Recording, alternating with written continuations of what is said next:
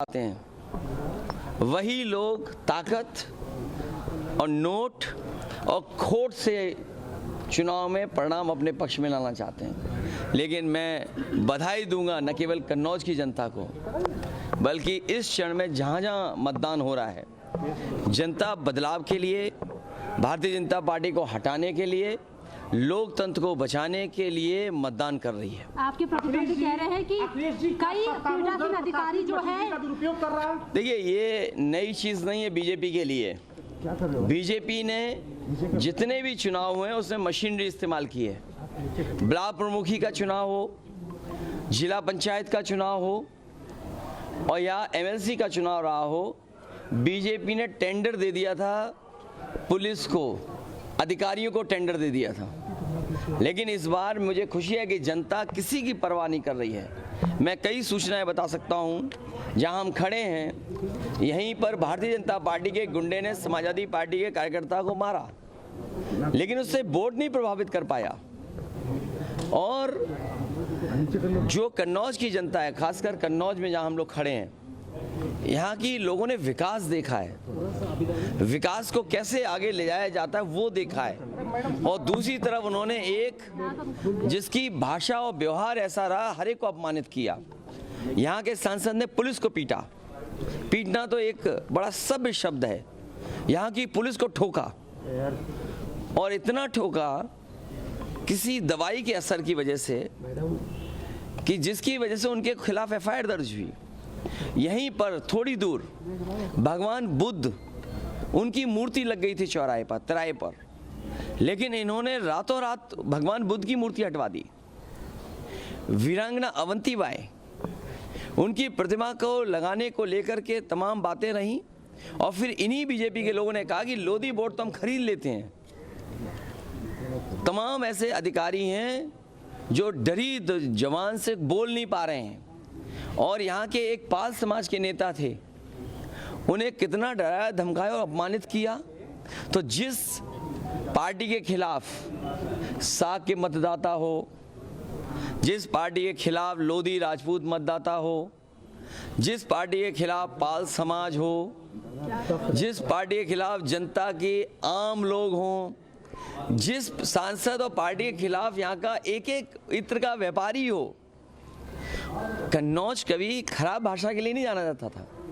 यहाँ का इतिहास सुगंध से रहा, परफ्यूमरी रहा, और परफ्यूम की ये राजधानी है। अगर फ्रांस और ग्रास दुनिया की परफ्यूम की कैपिटल है, तो भारत की कन्नौज परफ्यूमरी की कैपिटल है। उसको इन्होंने यहाँ की सुगंध को कोशिश की खराब करने की, लेकिन जनता इस बार वोट डाल डाल के वोट इनका इलाज करने जा रही है। इसीलिए बौखलाए हुए घूम रहे हैं, हमारे कार्यकर्ताओं के खिलाफ कार्रवाई कर रहे हैं, अपने मनमर्जी पुलिस लगवाना चाहते हैं। लेकिन हमें खुशी है कि सबका समर्थन मिल रहा है समाजवादियों को। अखिलेश जी, आपने कन्नौज से जिस दौरान नामांकन किया और राहुल गांधी ने रायबरेली से किया, उसके बाद बीजेपी के तमाम स्टार कैंपेनर्स जो हैं वो इन दोनों सीटों पर फोकस बनाए हुए हैं, क्या कहेंगे उनको? बीजेपी अपने ही खोदे हुए गड्ढे में गिर पड़ी। जो नैरेटिव उन्होंने नेगेटिव क्रिएट किया था, जो उनकी नकारात्मक राजनीति थी, आज नकारात्मक राजनीति को सुनने के लिए कोई तैयार नहीं है।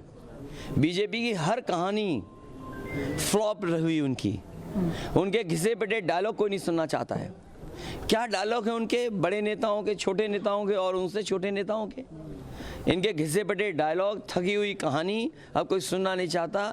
इनकी विदाई तय है। आप देखिएगा जब 4 जून को रिजल्ट आएगा तो बड़ी धूमधाम से भारतीय जनता पार्टी के लोगों की विदाई होने जा रही है।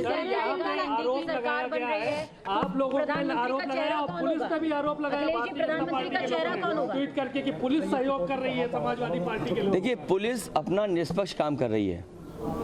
पुलिस अपना काम कर रही। पुलिस ने कहा कि आप बूथ मत जाइए, मैं बूथ नहीं जा रहा। उन्होंने कहा कि हम बीजेपी के सांसदों को भी बैठा देंगे, जो नेता बूथ में जाकर डरा धमका रहे हैं, तो हमने कहा हम भी नहीं कहीं जाएंगे।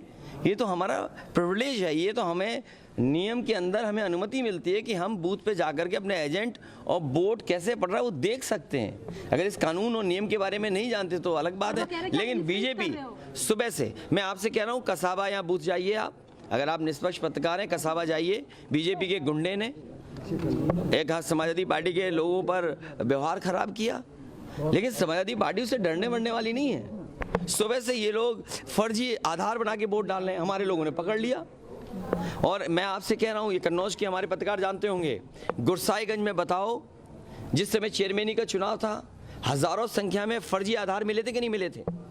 ये बीजेपी के लोग फर्जी आधार भी बना लेते हैं, इतने फर्जी हैं कि बताओ, फर्जी आधार बना ले रहे हैं। बूथ कैप्चरिंग की भी आपने शिकायत की? अरे बूथ कैप्चर करेंगे तो हम भी पहुंच जाएंगे, ऐसा नहीं है। बूथ कैप्चर जल्दी बूथ कैप्चर करेगा तो जनता उनको, इसीलिए कहा खोट से नहीं जीत सकते, ये वोट से हारने जा रहे हैं। केजरीवाल जी के बाहर आने के बाद गठबंधन कितना सशक्त है? ये इंडिया गठबंधन की जीत है पीएम और इंडिया गठबंधन और मजबूत दिखाई देगा। पीएम कह रहे हैं इंडियन गठबंधन, इंडिया अलायंस पे वोट देना मतलब बर्बाद करना अपने वोट्स को। मैं तो कह रहा हूँ कि ज्यादा दिन रुकना उनका, इस देश को बर्बाद करना होगा। चेहरा कौन होगा प्रधानमंत्री का? इतने चेहरे हैं, जो पसंद आएगा वो चेहरा होगा। आप रहेंगे चेहरे? सीएमपी कोई भी हो को सकता है। लेकर के बहुत ज्यादा कंफ्यूजन है जनता के बीच में। किस बात का कॉमन कंफ्यूजन? मिनिमम प्रोग्राम को लेकर के। उसमें क्या बोलना? किसानों का कर्ज माफ होगा, किसानों का कर्ज माफ होगा, हर फसल की एमएसपी के लिए कानूनी अधिकार मिलेगा, हमारे कर्मचारियों को ओल्ड पेंशन मिलेगी, अग्निवीर वाली व्यवस्था खत्म होगी। और अग्निवीर से तो डरे हुए हैं हमारी ये खाकी वर्दी वाले भी, कहीं हमारी इस बीजेपी वालों को दिमाग घूम गया उनका, तो इनकी 3 साल की नौकरी कर दी, तब क्या करोगे आप? तो ये भी उनके खिलाफ वोट डालने जा रहे हैं। ये लोग विश्वास नहीं करेंगे। आप बताइए, क्या पता था आपको कि हवाई जहाज बिक जाएंगे? क्या आपको पता था एयरपोर्ट बिक जाएंगे, बंदरगाह बिक जाएंगे, टेलीफोन की कंपनियां बिक जाएंगी, ये आपकी नौकरी में आउटसोर्स हो जाएंगे?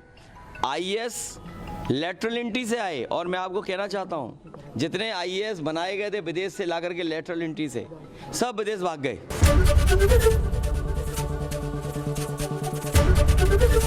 एबीपी गंगा, खबर आपकी, जुबान आपकी।